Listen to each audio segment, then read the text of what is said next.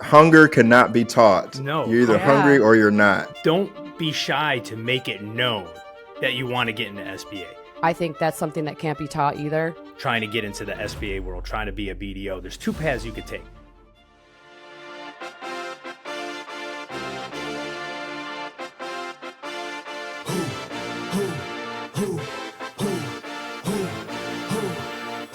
Promise I'm not being petty.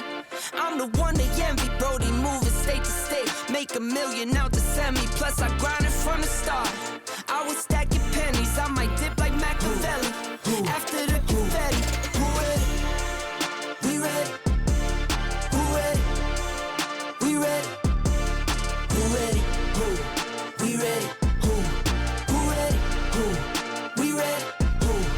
Who ready? We ready? Who ready? We ready? Who ready? Who? We ready? Who? Who ready? Who? We ready? Who? I was a little bit different when I started in underwriting. I was really young. Heck, I still had a year left in college. I was 20 years old when I started in underwriting, so I didn't know anybody. In 1922. No, hey now. Hey. Latin. It wasn't last century. It was actually in the year 2000. No, it was in 99. Anyway, 2,000 Fifth years. grade. They had colleges back then. They did. Yes, they did. well, I'll tell you, they were a lot cheaper than they are now. Oh my gosh. Tell me Were they about it. boys and girls colleges when you were going? Like, They were separated? co-ed. You know, it's different than today when We kids need like an outtake episode of all the age references for Ryan. That could Oh, be gold. like well, 60. the main difference between colleges now, because I've got two daughters that go to college, right, is that the kids that go to college now, they basically show up in whatever they wore to bed the night before. They show up in pajamas, shorts, ball caps, whatever. When I was Ryan going wore a to three-piece college, suit. no, not three-piece suit, but we dressed because we were going out to the club afterwards. The girls were wearing, I mean, if you remember the late there you 90s, early go. 2000s, the girls were wearing the black bar pants and the halter tops, and the guys were coming in with the button down, the hair slicked back.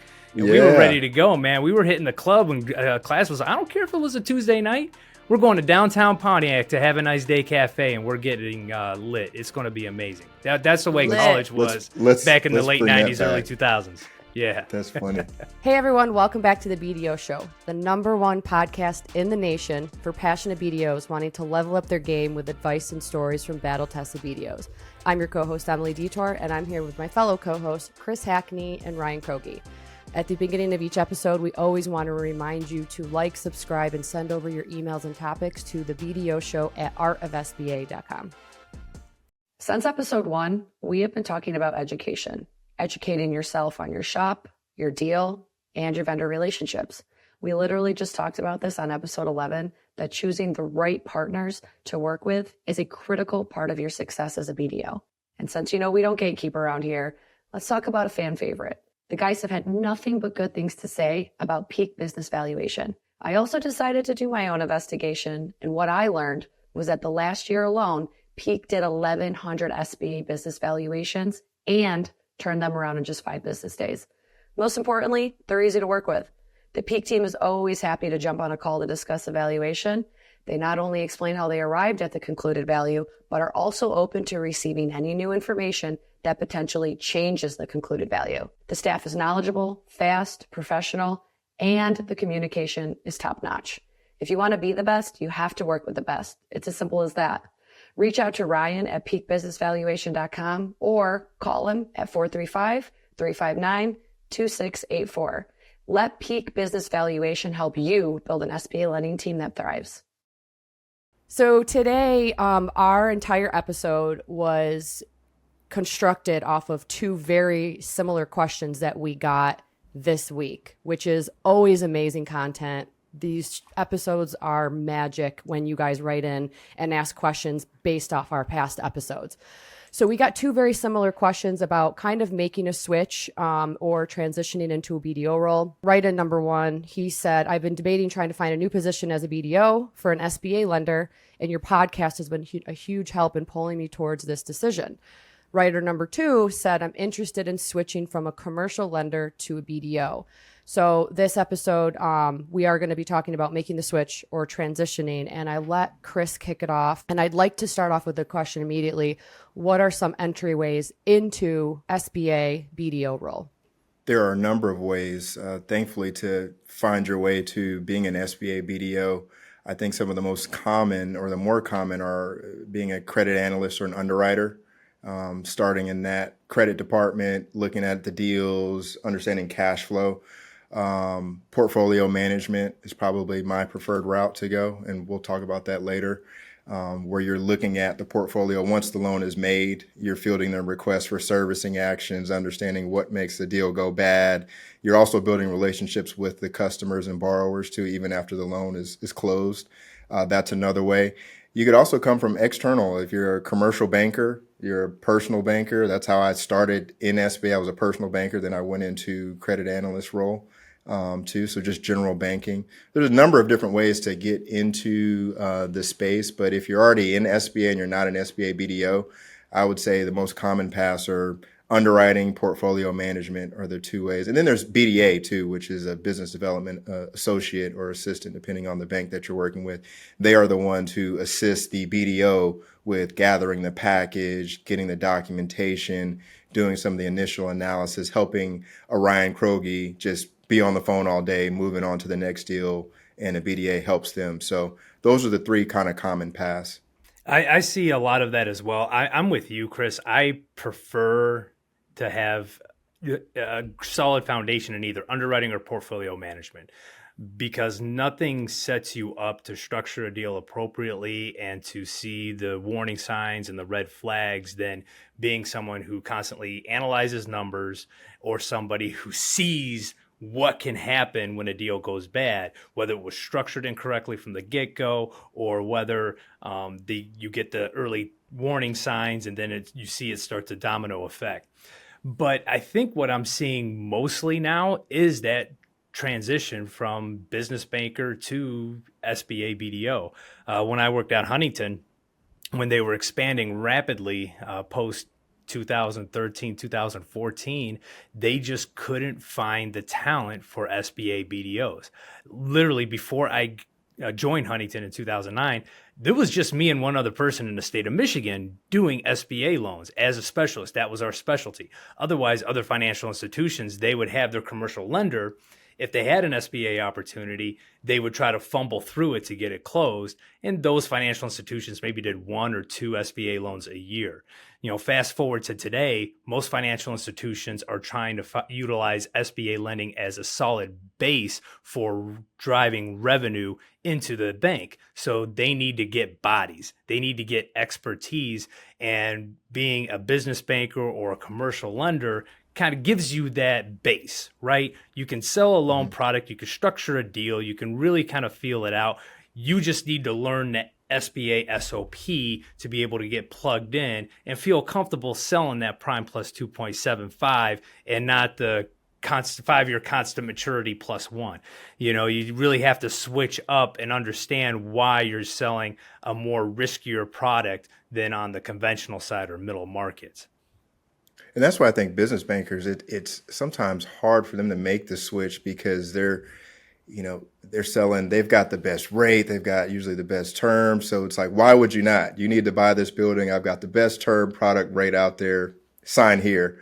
Right. When you get into SBA, you're having to sell your expertise, your bank, why they're going SBA. It's a lot more sales involved in what we do as an SBA BDO. So I have found that, your traditional business banker does sort of struggle more so than others because they're so used to selling with just this, hey, I've got the best product, sign here. What else do you need?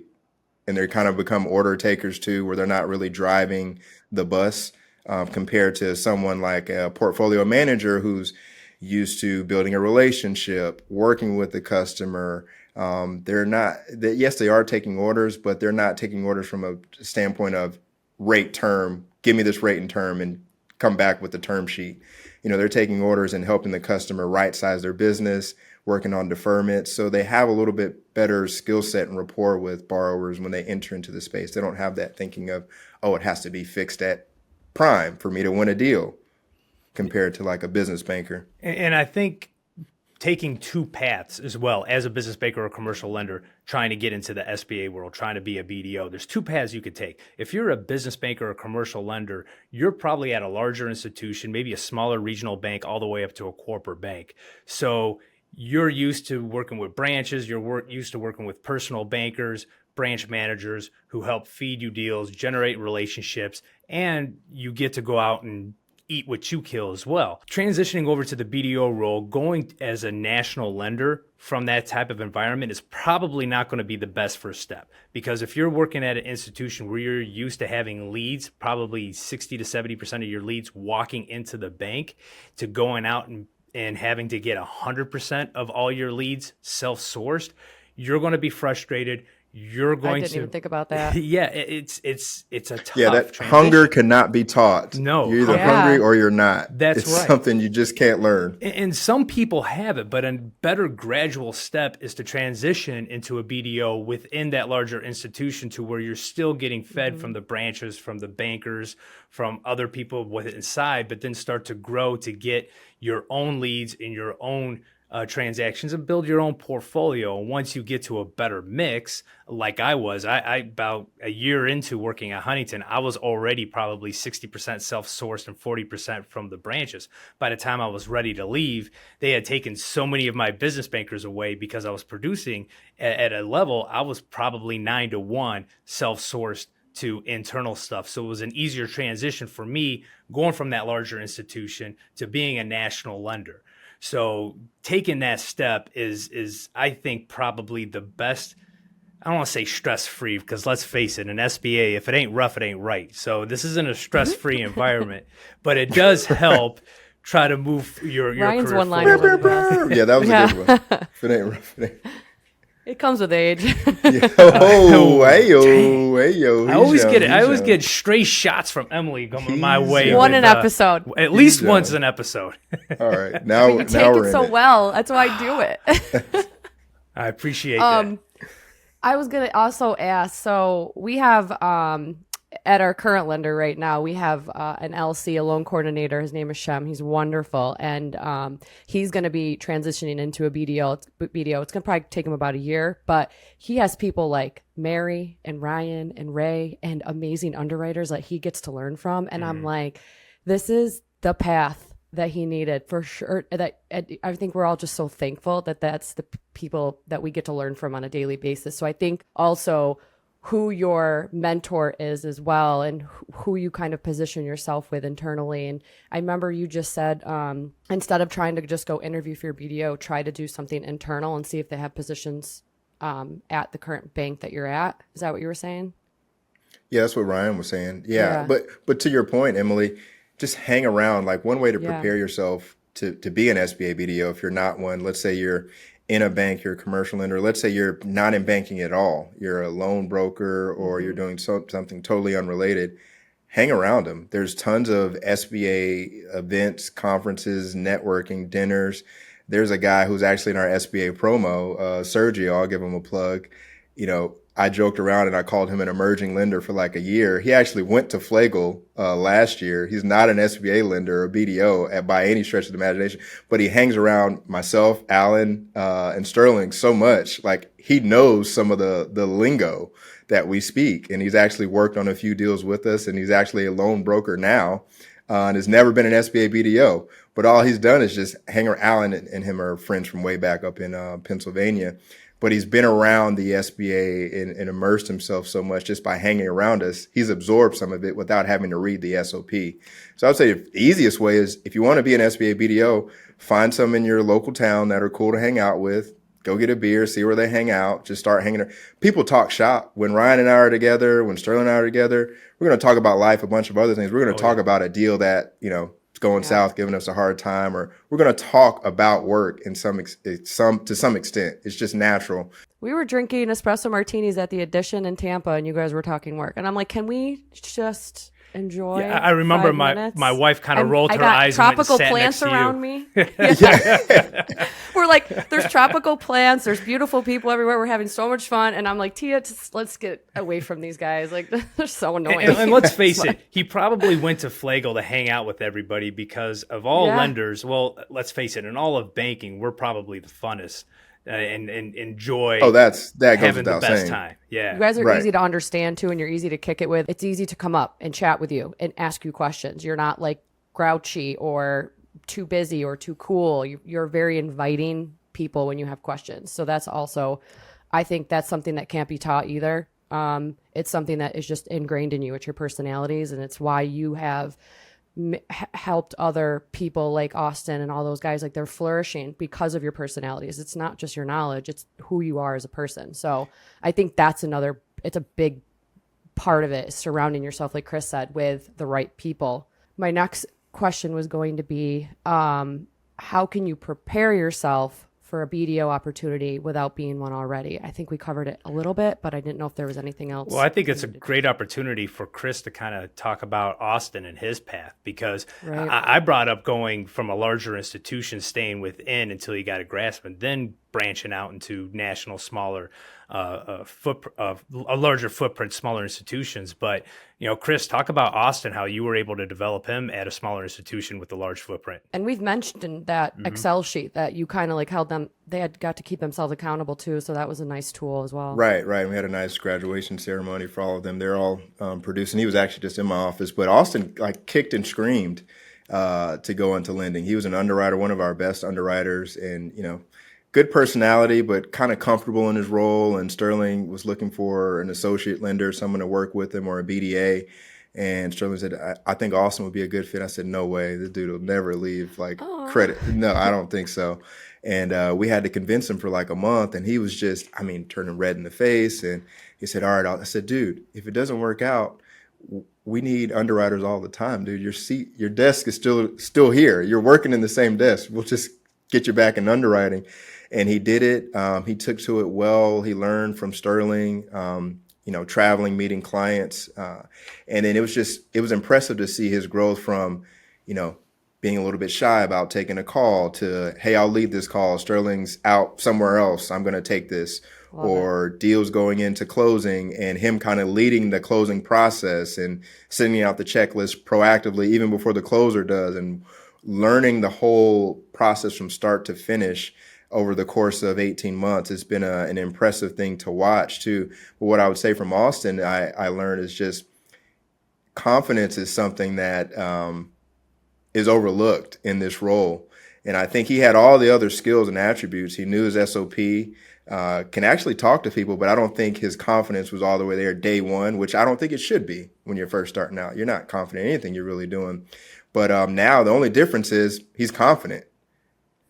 He's a confident individual in every aspect of his life, not just SBA SOP. It's just in every aspect now, huh? Yeah, in every aspect. He's like a different person. This 18-month crash course. So I'm not going to take credit for it. He was working with Sterling the entire time. But one of the ways to prepare yourself, though, is as you're an underwriter or as you're a portfolio manager, have those conversations with the BDOs in the shop that you're already working in. And then there's nothing that prevents you from sending referrals in. That's the way I got my shot as a lender. I was an underwriter here when I started, but I would send deals to the other lenders to work because I would just get deals. Mm-hmm. I didn't want to work them. I didn't want to be having conversations with brokers or borrowers, but I would say, hey, this branch manager I used to work with in Atlanta has a deal down here in Florida. He says they can't do it. John Smith lender, do you think you could take a look at it? I'll introduce you. And so I became known for, hey, Chris is an underwriter, but he sent like 4 or 5 deals over the past 7 or 8 months. Should we give him a shot in underwriting? And I think with Austin, just being around and immersed in SBA and being around Sterling and whatnot too, it just accelerated his growth there. So there's not much you have to really do to prepare yourself for the opportunity other than just, like I said, being around the right people. Make it natural. Sometimes, and Ryan, this probably happens to you, you'll have people that will reach out and say, hey, can I just prick your brain for 10 or 15 minutes, which is cool. I do it all the time. Yep. But that's really not probably accelerating you to make that step or that leap. You're probably getting 1 or 2 nuggets. You go on about your day, you forget it. if you really want to make the leap and you don't have the experience, you have to be immersed in it or adjacent to it as much as possible just by hanging out with the people that are already in the business. And then when there's an opportunity for a portfolio management job, I'm sure Ryan would say, gosh, I've been hanging out with Trevor a lot, getting beers or whatever. We ran a few races together. I like him. He's cool. He seems to have interest. Hey, maybe we should give him a shot for this PM role. And then you get your foot in the door, and then you can make your way to being an SBA BDO. Right. And don't be shy to make it known that you want to get into SBA. Don't be shy to say, hey, I think I like this. When I got my first BDA when I was at Huntington, she was, oh my goodness, we've got so many acronyms in banking. I think we should just eliminate half of them. That could be an episode itself. Right. Yeah. Just acronyms. That would be fun. Unbelievable. I can't remember the name of her position, but she was an admin to the business bankers. And she made it known she wanted to go into sales. She wanted to be either in business banking or she wanted to be in SBA. And I kind of took her aside. I said, look, you can go into business banking and you can sell insurance, you can sell loans, you can sell deposits, you can sell this, that, and the other, or you can come in SBA where we really make all the money and you can have a lot of fun. And I think that just I'm like, just come on over to the dark side, just come under my wing and we'll make it rain. And so she came over, she just flourished. She's still over there at Huntington, just crushing it right now. So, you got to make it known, and people will see you and see if they can make it fit for you. I definitely second that. You got to make it known that it's a role you want. Don't assume that anyone knows your career path or your intentions. And also to call Austin out when he got his first big boy check, I texted him. I said, aren't you happy? Because I do payroll, of course.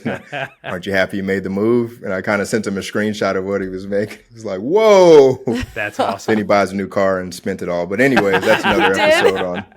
He bought a BMW, didn't he? Didn't he buy a He bought a BMW, like an M4. Yeah. Love it. That's incredible. Good for him, man. Yeah. He's got good taste, too. Yeah. Is there any more particular skills or knowledge areas that we want to talk about when you are transitioning into a BDO? I think we covered it in the first question. Chris and I both believe that a strong underwriting or portfolio management base works best. But Emily, you were talking about, I think people want to know interview tips too to land a BDO for sure. role. That was going to be another question. Because I see it as two different pockets. There's people that are already in SBA, but they're not an SBA BDO and want to do that. And I feel like we covered how to do that. If you're an underwriter, just make it known you want to make the transition. If you're in PM, start sending some deals over, uncover opportunities when you're in portfolio management. Say, hey, this borrower bought a business. They just said they want to buy another business. If you become the PM, the portfolio manager that's always uncovering new opportunities, you're going to get the shot to be an SBA BDO because you've got the skill set. If you're outside of SBA, interview tips, I think you need to find a way to relate what you've already done to SBA. So, for example, if you're a loan broker, that's cool, but how many SBA 7A deals have you referred and closed over the last 12 months? I think Alan is a perfect example. Alan was a loan broker long time. When you're a loan broker, you can do a number of different products. When you say loan broker to me, I don't know if that's immediate fit for SBA. You could be brokering MCAs for all I know, or, investment property loans for strip centers, which that doesn't mean you're going to make the transition. So if you are a loan broker, you need to say, I'm a loan broker and I specialize in SBA, or I'm a loan broker and 40% of my volume last year were SBA 7A deals priced at prime 275, working with Ryan Kroge at First Internet. And here's the spreadsheet, right? Pull out that spreadsheet that you download it from ryankroge.com. Well, that's one of the things you got to do is make sure that the people that you're interviewing with understand your SBA 7A experience or your SBA 5, or whatever sort of SBA deals they do. Make sure you can relate it to that. Also, I would say too, you want to make sure that they understand to some extent that you have some bearings of SBA knowledge. You don't have to be an expert, but find a way to weave into the conversation, maybe a transaction that was structured a certain way that you don't even have to be the person that came up with the idea. Like maybe Ryan Kroge structured it that way for you. And it's like, oh yeah, I'm a loan broker. And I remember this one deal we had to do 2 seller notes, one that was on, one that wasn't, and just to make the deal work. And, I learned that from Ryan, and it's something I keep in my tool belt moving forward. To me, that means, okay, they know a little something that the average Joe doesn't know. they're learning, they're putting stuff in their toolkit. They're not just throwing deals against the wall and letting Ryan do the work. They're actually, there's some osmosis coming from their experience too. That's another tip. Just any experience you've had, translate that, and then also tell some stories of some SBA loans you've done. I think commercial loan brokers are great. Commercial realtors are great too. Those are people that are very driven and hungry, but you can also have good, interesting stories in those industries that you can relate to SBA and whoever you're interviewing with. Yeah, and I like the broker route too, because like you said, they're hungry because they get paid when it closes. And what all at BDOs, all brokers, everybody they want to get to that closing table. They want that money on that closing table because that's what keeps you going. Let's be honest. We all love working in this industry. We all love helping small businesses, but we all work for a paycheck. I don't care what job you have. We all work for a paycheck because that's where we are. We're in an economy. We're in America. You got to get paid in order to live. So, the best way to do that is to be hungry for that closing. And I love working with brokers because they're constantly hungry for that closing. And the good ones are taking it upon themselves to make sure that everything is done ahead of time and they're driving that deal to that closing to where it makes our job effortless. Absolutely. Ryan, I'll ask you this question and then I'll answer it myself. But if you could rank someone who's not an SBA, give me your top two. If you were hiring an SBA BDO not off the street, but non-SBA, they got no SBA on their resume, who would you go for your first two? What would be their industries? A small business lender. I'd start in banking. I honestly think somebody in small business that has an underwriting background or a PM background, someone who came up in the banking system, because they understand banks, they understand financial institutions, they understand lending, they understand fair lending. Remember, we got to take all these tests every quarter, right? They've already gone through those tests. They already understand the whole process. They know how to talk to underwriters. They know how to talk to closers. They know how to talk to internal people, and they know how to structure a deal on their small business loans, that non-SBA, or their small market commercial loans, non-SBA. So making that transition is a lot simpler because then you just got to teach them a product. Then you just got to teach them an SOP and get their acumen a little bit more used to on how you talk to an individual getting an SBA loan. That's probably the easiest. The next I would go to is a business broker, because business brokers, as opposed to commercial real estate brokers, analyze their customers completely differently. Yes, they look at financial information, but a real estate broker is going to be more concerned about NOI and then a capitalization rate and then a market study about the demographics around where that building is, because commercial real estate is not fungible. So they got to really focus in on that class of building. Whereas a business broker looks at financial information, they look at statements, and then they look at that CEO. They look at how much time and is invested by that CDO into that business, and they put it all together. They've got a lot of moving parts on the business side. So they understand a business, they understand how a business functions, but more importantly, they understand how that entrepreneurial mind works, and they can talk to that entrepreneurial mind, and they can listen to that entrepreneurial mind. So then you just got to teach them how to structure a deal and the underwriting process within a financial institution. Those would be my top two. Yeah, I agree with you on the business broker. I would also say commercial loan brokers, because their mind, they're looking at structuring a transaction. Also, it's kind of a double dip. They've got a book of business of business owners that they've helped finance their real estate, so they can go back to them to refinance it, or if they want to buy another business, they can call upon those leads later too. So I like it from that aspect. They've got a pre-built book of business, whereas a business broker, they're probably restricted to people that have just bought a business, where a commercial broker is the real estate and you have the business that occupies the space. So I would look at a commercial loan broker. Outside of that too, I would look at, the business banker, but it's got to be one that's hungry. Like I said, I've found that some business bankers are, you get used to just that, hey, I'm sitting back, I'm getting these leads. They're sitting in their branch and they're letting them walk in.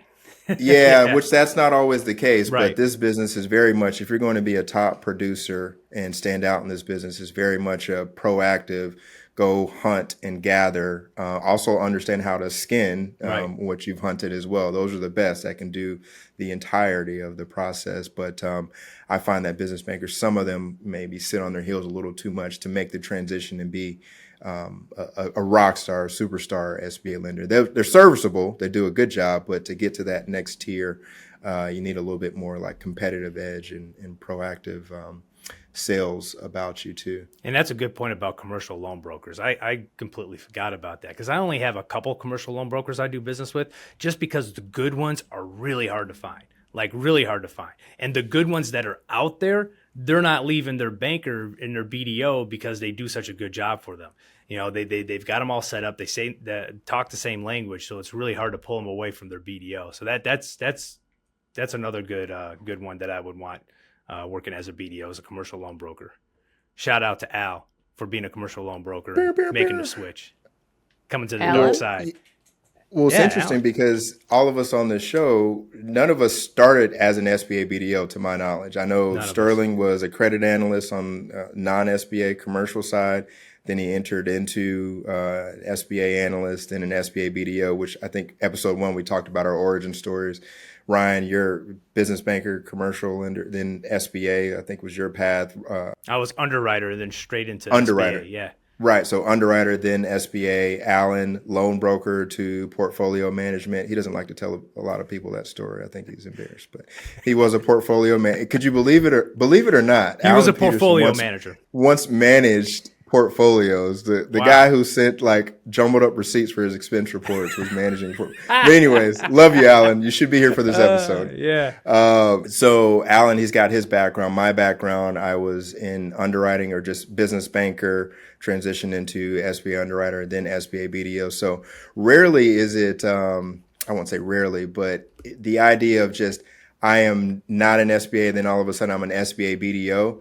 That doesn't happen too often. I feel like a lot of people think you can just make the jump directly to an SBA BDO and be successful. You're probably going to have to make 1, if not 2 stops to get to an SBA BDO role if you're not involved in anything in SBA right now. So, manage your expectations. And I feel like there's a lot of people I feel are reaching out now to me and to us and to others like, hey, I want to get in and do what you guys do. That's great. In order to get to that, take your time. Make your first 2 stops, make your first stop, and be, calculated with your approach. Because rushing in to be an SBA BDO, and I see that happen often, because I've hired a few people that were loan brokers and it didn't work out. They were not a good fit. They never really picked up SBA SOP. They were asking a ton of questions. They were sending in deals that just didn't fit, and they didn't last. But had they maybe taken the time to, hey, let me work in portfolio management for 6 months to a year. Let me try to be maybe a BDA so I can understand the package and what's important to gathering a package and what questions are asked by our underwriters first before I just jump right into a BDO role. So I would say if you're not in the space right now, maybe think about what is your stop before becoming a BDO. Right. And there is one other path too, Chris. If What is you're that? a financial institution wanting to grow your SBA sales force, or let's just say you're nowhere near the industries that Chris and I have been talking about, or if you're just fresh out of college, one of the best ways that you can get trained the right way, understand SOP, understand sales, understand everything there is to SBA, go through Shatterbox. Call up Dustin Baker right now. Go through Shatterbox. They are leading the industry in SBA training and SBA development of people.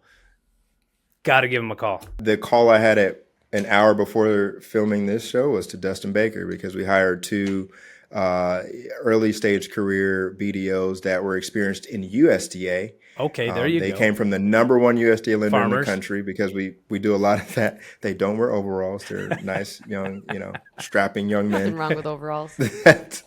You do But, tell them they got gotta- to change in the black and the red for a suit and a tie. Yeah, I was like, maybe like put some sleeves on next time. No, they're very sharp guys. They know Overalls, USDA no in their shirt. early stage career, which is rare. Usually USDA is very much an antiquated. They're 60 plus and up, and it's just a different industry than SBA. But these guys are the inverse. They're young. They know USDA, and they wanted to start doing some SBA. So we took a shot. We brought them on board. But I want to make sure that they get trained appropriately. So I actually reached out to Dustin and said, hey, man, I don't know if these other modules, well, I'm not going to mention their name, from these other organizations are going to be a fit. They're a little too dry for these guys that I think. So we talked about the Shatterbox modules, and we're potentially going to sign them up to do that in that course too, so they can get that. It's a great option. Great pathway to develop some of the better BDOs, closers, or underwriters in the industry. So big shout out to Dustin over there at Shatterbox. Keep it going, brother. Absolutely, absolutely. And the main thing with making the switch is it's not that hard, but you need to take your time. I know that being an SBA BDO is very attractive right now, and especially with this show. And a lot of people are, hey, I want to get to doing $40 or $50 million, like Ryan, 70, excuse me. That didn't mean to be offensive. I was thinking about my Oh my God. that's like cursing at you. I'm sorry, right? That's But like backhand. It's like calling me old. Yeah. Those are as soon as I said $40 million, I'm like, oh God, this guy's gonna hate. He's gonna call me out. Like, sorry, it's offensive to some, but it's not. It's better to be calculated with your moves and your steps and your entry into being an SBA BDO than just rushing to get any SBA BDO job out there, because the ones that are willing to hire you so quickly without any experience, they're the ones that will part ways with you quickly because you don't perform. There are many SBA lenders out there that are known for just hiring anyone, really. They'll give you a shot, but they don't really care about your growth or, your path or how well you do. They're like, put up a number or get out. And that's not a good experience. You don't want to sully your experience in SBA and being an SBA BDO. So take your time, hang around people who are in the industry already, find some people in your own city to hang out with that are SBA BDOs and just start hanging around them, and then find a way to get your foot in the door with like a portfolio management role, a BDA role, credit analyst role. Find one of those opportunities first, plan to do that for 6 months to a year, then transition into being an SBA BDO, because this job is not going anywhere for a long, long time. So there's no need for you to rush to do that. And the last thing I would say too, because this just happened to me, and I wish Alan was on this episode. He sent me a guy. It's like, oh, this guy's great. His sister was a business broker. I'm not going to say his name, but Alan will be able to figure it out. And I actually liked the guy. I met with him, but he had more of a commercial real estate background, but he was local. And I thought someone that kind of beat the street in our own market. Liked him, had our CEO meet him. We extended an offer, and he was like totally offended by the base salary range. And I'm like, dude, you haven't done you got no book of business. You haven't done any SBA work. I would say if you're coming into the industry, manage your expectations from base salary. And also that's a concern. Yeah. And also it's a concern to me when you're so concerned about your base salary. If you're like, this isn't a position where you're like, can I get an extra $5 or $10 grand? It's like, well, go make another loan. Like, right. If you're worried about that, then I'm worried about you and your ability to produce. So that's one thing that could sour your entry into the space. Even if they do hire you and you're like griping about base salary, in the back of their mind, they're going to be watching your production a lot more strict than others. They're going to say, this guy better prove out because they were so focused on base salary. Just a pro tip there for those that aren't in the industry. You can get to the base salary of, a seasoned professional once you are a seasoned professional. But when you're starting out, it's about just getting your foot in the door and getting the reps, and don't lose sight of that. Awesome advice, you guys. We were able to get all the questions in today because there was only 3 of us, which is nice. I miss the boys. And we didn't have Alan doing the twisted tea. Yeah. Right. His wife brings him drinks. I love that part. At the end of the day, people are listening to our episodes. And it's prompting questions, and it's creating brand new episodes for us. Like, we have ideas, but we put them on the shelf because what you guys are coming back with is just unbeatable. And it's awesome to hear that we're making an impact where you're, considering a career change. So that's really awesome. Thank you for listening. Thank you for being with us at the #1 podcast for BDO professionals in the nation. The reviews are back. It's nationwide, the #1. There's a lot of competition out there too. So much competition. Yeah. No, there's not. Let's be serious. We're the best. So again, you guys, submit your topics to the BDO Show at artofsba.com, and we will read them live, and we will see you next time. Thanks. Nailed it.